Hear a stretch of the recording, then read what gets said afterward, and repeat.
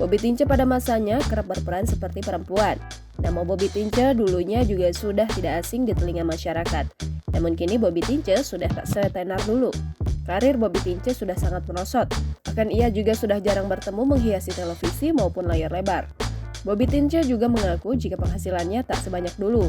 Hal ini diungkapkan Bobby Tince saat menjadi bintang tamu di Pagi-Pagi Ambyar. Sayangnya belum lama ini Bobby Tince membawa kabar kurang baik.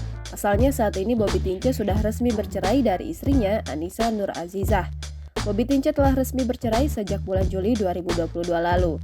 Ia juga mengungkapkan jika tahun ini usia pernikahannya sudah 8 tahun. Namun sayang, pernikahan Bobby Tince harus kandas di tengah jalan. Bobby Tince enggan memberikan alasan terkait perceraian rumah tangganya dengan Annisa Nur Azizah. Bahkan belum lama ini rumah tangga Bobby sempat diisukan adanya orang ketiga. Namun nampaknya Bobby tak ingin membuka aib keluarganya. Menurut Bobby Tince saat ini, kedua anak tinggal bersama ibunya. Bobby juga menjelaskan baik-baik kepada orang tua Annisa saat akan berpisah dengan mantan istrinya. Ia lanjut mengungkapkan jika dirinya akan segera berpisah dengan Annisa.